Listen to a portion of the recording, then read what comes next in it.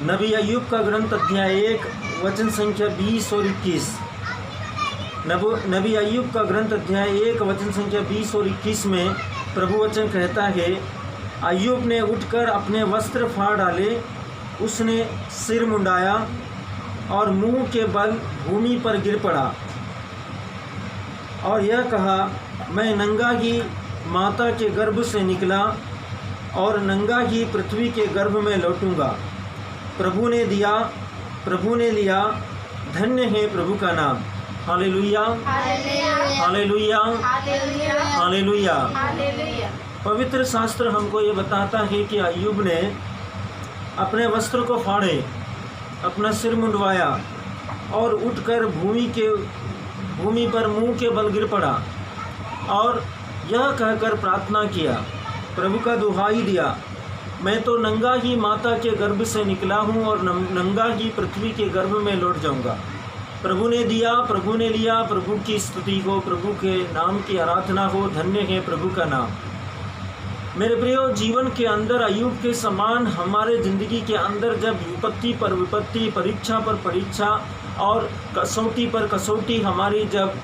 जांच होती है या हमारा विश्वास को परखा जाता है, तब हमारा जीवन के अंदर बहुत सी शिकायतें होती है। हमारे ज़िंदगी के अंदर बहुत सी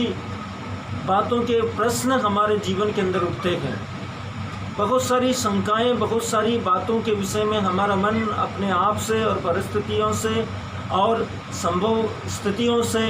जो हमारा इर्द गिर्द हमारा जीवन में हमारा आसपास घटती है, उससे हम अपने आप ही सवाल जवाब करने लगते हैं। लेकिन परमेश्वर का वचन में नबी अय्यूब का ग्रंथ अध्याय 1 वचन संख्या 20 और 21 में प्रभु वचन स्पष्ट तरीके से बताता है, अय्यूब भी आपका और मेरी तरह एक सामान्य व्यक्ति था। वो भी ईश्वर पर भरोसा रखता था, आपकी और मेरे तरह।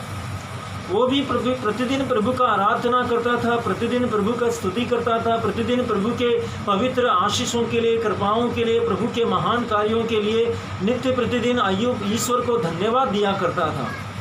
लेकिन जब अचानक उसका जीवन के अंदर एक के बाद एक तकलीफ़ों का, एक के बाद एक समस्याओं का, एक के बाद एक परीक्षाओं का, एक के बाद एक विपत्तियों का आना उसके जीवन में प्रारंभ हो गया, तो उसके जीवन के अंदर बहुत कुछ ऐसा हुआ कि उसने अपना ज़िंदगी के अंदर महसूस किया। उसका मित्र उससे अलग हो गए, उसका जान पहचान का लोग उससे अलग हो गए और उसका परिस्थितियों को देखकर लोग उसको तरह तरह से सलाह देने लगे। उसका मित्र उपकारी जो उसके साथ में उठते बैठते थे उसको सलाह देने लगे। दूसरा, उसका खुद का पत्नी उसको सलाह देने लगी, जो उसका जीवन साथी है, जिसने उसका ज़िंदगी में उसका विवाह का समय उसे अपना पति स्वीकार करते समय परमेश्वर सर्वशक्तिमान ईश्वर के सामने जीवन का हर सुख में, दुख में, तनाव में, उतार में, चढ़ाव में, कष्ट में, विपत्तियों में, जीवन का हर क्षेत्र में, हर परिस्थिति में उसका सुख दुख को बांटने का प्रतिज्ञा किया है, उसका सुख दुख में साथ देने का वादा किया है। वो भी अपना जीवन में, अपना पति का जीवन में आने वाली विपत्ति और कष्ट और समस्याओं से दुखी और निराश होकर अपना पति को सलाह देती है कि तुम्हारे लिए यही अच्छा है कि तुम ईश्वर का निंदा करो और मर जाओ। क्योंकि मेरे प्रियो, अय्यूब का पूरा फसल उजड़ चुका था। अय्यूब के मवेशियों को डाकुओं ने लूट लिया था। एक परिवार में उसके परिवार के सदस्य, बच्चे और उसके बेटे बेटियां जो है वो न्योता दिया गया था, जहां पर वो लोग एक फंक्शन में गए, कार्यक्रम में गए हुए थे। वहां पर बिजली गिरा और वो घर पूरी तरह जलकर खत्म हो गया, नाश हो गया। अय्यूब का पूरा जो बिजनेस था वो पूरा ख़त्म हो गया और अय्यूब के शरीर एकाएक अनगिनत पीड़ा देने वाले, कष्ट देने वाले, दर्द देने वाले, भयंकर यंत्रणा देने वाले फोड़ों से उसका शरीर भर गया। उसके शरीर के फोड़ों से कीड़े निकलने लगे, पिल्लू निकलने लगे और शरीर से मवाद के कारण भयंकर दुर्गंध और गंध आने लगी। और ऐसी दुर्दशा देखकर उसके मित्र ने, उसके मित्रों ने, उसकी पत्नी ने और भी बहुत सारे लोगों ने, हम अय्यूब का जीवन को यदि, उसका चरित्र को, उसका लाइफ को यदि पढ़ते हैं उसका अय्यूब का पुस्तक में जाकर, तब हम उसका रेफरेंस के अनुसार उन बातों को समझ सकते हैं कि अय्यूब का ज़िंदगी के अंदर इससे भी ज़्यादा भयानक कितना दुख और पीड़ा अय्यूब ने अपना व्यक्तिगत जीवन में झेला होगा, महसूस किया होगा। वहाँ उसका पत्नी, उसका खुद का पत्नी, जिसने उसका सुख में, उसका दुख में, उसका जीवन का हर परिस्थिति में उसका साथ निभाने का पक्का वादा किया। पवित्र शास्त्र बाइबल बताता है उसके मित्रों ने उसको इस बात के लिए सलाह दिया। मेरे प्रियो, पवित्र शास्त्र बाइबल हमको सिखाता है कि अय्यूब ने अपना जीवन के द्वारा, अपना टेस्टिमनी के द्वारा इस बात का गवाही दिया।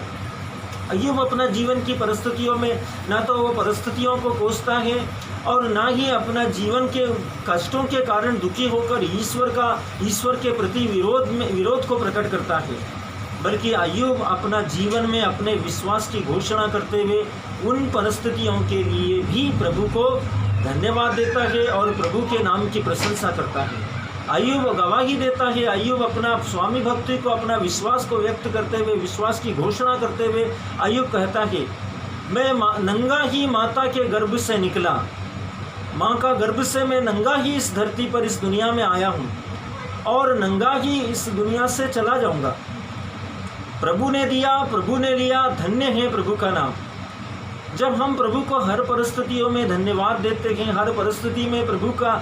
का इच्छा को स्वीकार करते हैं, प्रभु का आराधना करते हैं, प्रभु का प्रशंसा करते हैं, तब प्रभु हमारा जीवन में अपना उपस्थिति के द्वारा, प्रभु हमारा ज़िंदगी के अंदर हमारा विश्वास का परख के द्वारा, हमारे जीवन के विश्वास के परख के द्वारा प्रभु हमारी परिस्थितियों को बदल देता है।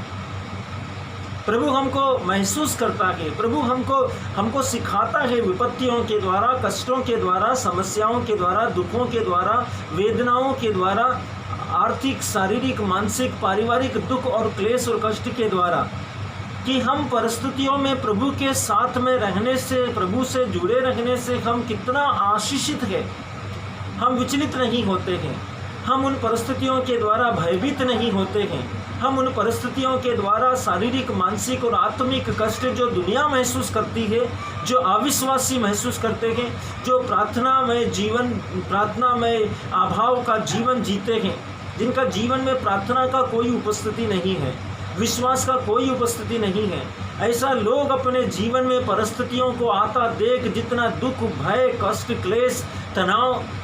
मानसिक वेदना, इन सब चीज़ों का अनुमान लगाकर उससे भय खाते हैं और पीड़ा के कारण अपने आप को और परिस्थितियों को और ईश्वर के ऊपर अभियोग लगाकर परिस्थितियों को कोसते हैं, उन सब के विपरीत अय्यूब अपने जीवन में विश्वास की घोषणा करता है और प्रभु को धन्यवाद देता है। और अय्यूब कहता है कि जब प्रभु हमको सुख देता है, वरदान देता है, कृपा देता है, आशीर्वाद देता है, हम खुले हृदय से आनंद के साथ में सौभाग्य मानते हुए प्रभु के उन वरदानों को, कृपादानों को, प्रभु के द्वारा दिया हुआ ब्लेसिंग को, आशीषों को स्वीकार करते हैं खुश होकर,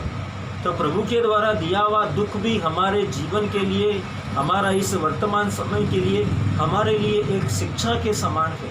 वो हमारे लिए एक टीचर के समान है, वो हमारे लिए एक आध्यात्मिक सलाह के समान है, वो हमारे लिए ईश्वर की इच्छा और योजना के समान है। हमें उसे ग्रहण करना है। जब हम प्रभु की इच्छा को ग्रहण करते, प्रभु की योजना को ग्रहण करते, प्रभु की अभिलाषाओं को पूरा करते हैं, तो प्रभु हमारा जीवन में कार्य करता है। और इसी के निस्बत प्रभु का वचन हमसे कहता है, तुम ईश्वर का राज्य और उसकी धार्मिकता की खोज करो और बाकी चीज़ें तुमको यूं ही मिल जाएगी।